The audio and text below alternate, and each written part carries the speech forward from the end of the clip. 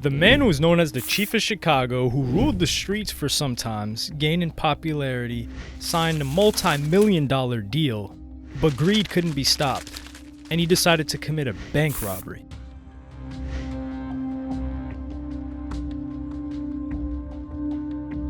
The South Side of Chicago is home to many famous names within hip-hop, Lil Durk being one of the most famous ones in recent time who also looked up to this individual. But today we're going to focus on one that stands out the most. He was known as the Chief of Chicago, but also known as Bumpy Johnson or Bump J. It's true that Bump J had a crazy amount of respect not only from his people in Chicago and the Goon Squad, but in music. It seems like every day at least 30 people come up to me and just start rapping. Through the years, more than once, the streets have shown him admiration and love, which he got through releasing plenty of mixtapes and for his activity on those streets. 50 made it clear that you could create a buzz and be successful from the mixtape scene. It's like building a house. You put that first brick down, and after that you just start building, and it gets larger and larger. When he was 14, Bump J moved out of his mom's house and started to care for himself because they were living in too much poverty. My mom couldn't really pay her own bills, so I left so I could be on my own. He didn't get far and rented a place just around the corner from his home, and he started to push weight on the block so that he would have some income. I always seemed more advanced than the people around me, so a private school was a good idea. It was either go to the public school and not get anything done, or go to private school and learn something and be productive. Bump J spent a lot of his free time on the streets and got involved in gang activity. He became a member of Four Corner Hustlers, which provided him with a sense of family and some sort of stability. When I joined, they told me they weren't a gang. They were an organization that was all about business and making money. Even though it was one of the smallest groups around, they seemed to resemble who I was. Chicago is very segregated, but at the same time, gangs here seem more organized and real strict on laws. Chicagoans are very slick and fast talkers. No matter where you go, you get respect if you're from Chicago. You can even look at Bishop Magic Don Juan and the life he led. Right now, he's in LA, a superstar. It was November 18, 2001 when one event gave a push for Bump J to start his rapping career. It was the day that his brother got murdered, and it was gang related. His brother had always encouraged Bump to try and become a rapper, to get some studio time and record his tracks as Bump knew how to rhyme, and it came natural to him. So from that day, Bump decided that he couldn't waste any more time and started rapping. After some time, Bump got hooked on the Goon Squad, which consisted of Bump J, Sly Polaroid, Brian Hustler, Chinaman, and G-Man. But soon enough, they lost G-Man to an unfortunate incident with the police. Members of the Goon Squad were connected, very close, which resulted in a lot of music and punchlines in their tracks. Amongst 7 mixtapes that they released, the most popular and favored was Welcome to Grimeyville, Dinner Time, and Chicago-Rilla. Hip-hop is more structured today than when it began years ago. There used to be a time when you could just rap and write how you felt and have feel-good music. Today you have to make a club song, a For Your Ride song, and a song for the females. But since there's a lot more money involved now, hip-hop has become more of a business. In 2003, Extreme Beats, who was a producer from Chicago, discovered Bump J. Later on, through that individual, Phil Edwards, who was the head of Free For All Records, was looking forward to getting Bump J to the next level. He remembered that the first time I met him, he had a show in the park. Children, mothers, fathers, grandmothers, everyone was out there. If you walked through the neighborhoods, they knew him. He was already a star on the streets. Bump and his Goon Squad were signed to Free For All, the production company, and instantly began more regular appearances on various mixtapes. Pretty soon, stations such as WGCI, WPWX, and B96 in Chicago started supporting Bump J and his music. Not only was he invited to be a participant in a few mixtapes from his region, but he was also welcomed by DJ Who Kid from New York. Later on, some labels were trying to win Bump over. He got some serious thinking and decided to stay with Atlantic Records. He was signed to a record deal for $1 million and a publishing deal for $2 million. I signed a deal for less than for more than $1 million, and then I went and got a publishing deal for $2 million. Right. I heard him. Bump J was working with Kanye West and Track Boys on the material for his album Nothing to Lose. Kanye was also a producer of the song Move Around, and that it was featured on Madden NFL 2006. And McDonald's acquired a license for it to be put on a television ad and shown around the whole summer of 2005. Despite releasing a hit song, there was still some beef going on between Free For All and Atlantic Records. Specifically, Free Maiden was not particularly happy with what Bump J was doing and the direction that everything was moving. So Bump J got out from under the label in 2006, which resulted in decreasing the amount of cash that he got while he was on the label.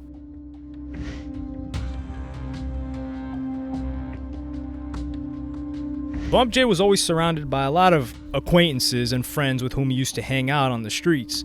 And despite his popularity rising and getting serious money so that he could afford to have a few cars, he was still greedy and always wanted more. So he noticed that one guy from his circle was coming with his pockets full of cash, several cases in a row. Bump was curious how it was possible, and that friend told Bump that he was repeatedly robbing a bank that didn't have security. Curiosity got the best of him, and he decided to try doing that as well. He got together with one of his friends and they entered the bank in the Chase branch in Oak Park on the 4th of January 2007.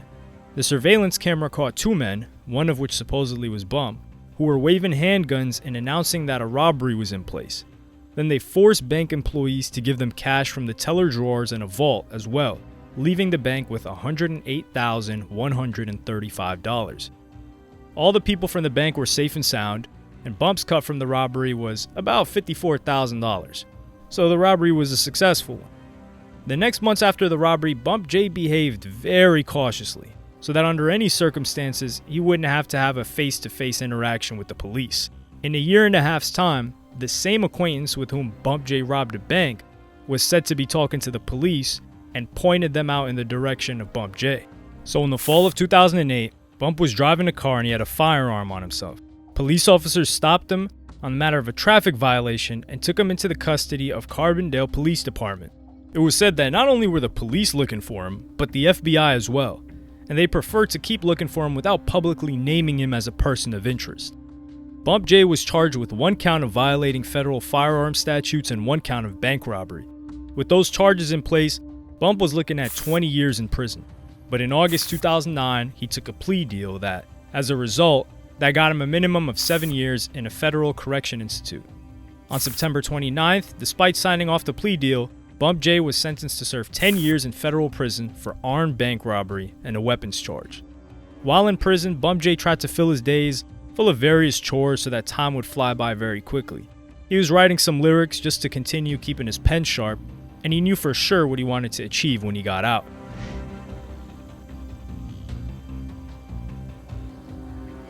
Bump J was released from prison in April 2017, and he got straight to work.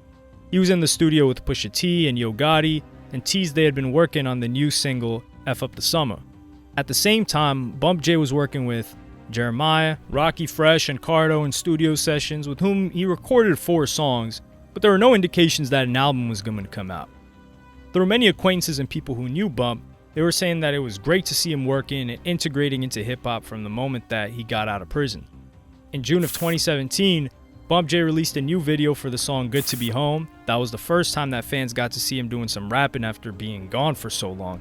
The video was directed by Chicago videographer Aze Production, and it's just a basic rap video. Bump J in a Rolls wearing Just Don's Air Jordan 2s, and a lot of cityscapes and landscapes in the Chicago city. Then in August of 2017, Bump J dropped another video for his song I Want It All.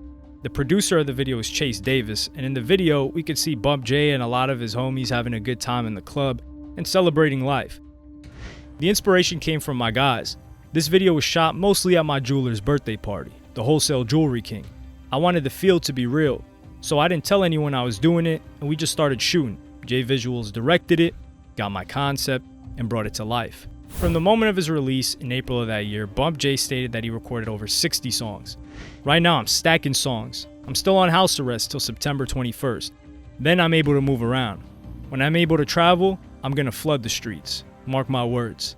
In a year, June 2018, Bump J finally released his first album, I Don't Feel Rehabilitated, which was a 9-track LP and a collection of street stories of Chicago and classic Chicago street rap.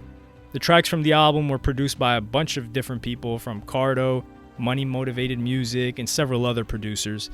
And it captured a nature of Bump that had a little bit more pain to him than when he was recording years ago, as he had just served a lot of time. The incarceration didn't turn me into a different person. I was gone almost 10 years, so naturally I'm getting older, and maturity comes with age. But I'm still Bump, just more calculated. At the beginning of fall 2018, there were some hints that Kanye West was working with Bump J and Sly Polaroid on a 7-song EP, but it wasn't clear whether this EP was going to be released, and it still hasn't been since then. I think it won't be much different than when I was out. I've gotten better musically because I'm just a better man mentally. So I think hip-hop will love me just the same, if not more. People respect struggle and stand-up. I took my lick and never told, so I'll always be respected as a man, and that's what's important. Music has always been the easy part to me. It's unfortunate that a story of someone who was signed for $3 million, already had money prior to getting signed, would still have the feel and the urge to commit a bank robbery that could derail the momentum that he had built up over that time. And derail the momentum it did, because since he's been free, nobody's really talked about him from the generation of people that had no idea who he was when he first got locked up. The people that did know about him were people from Chicago who were young and had heard about him, or older people who knew what he was getting into prior to him being locked up. But when you do 10 years, coming out and still being successful is something very unlikely. Bobby Shmurda was much bigger than Bump J in terms of having a massive hit song, and he hadn't been able to capitalize on his release, and he did less time than Bump. But you can tell he was definitely committed to the lifestyle.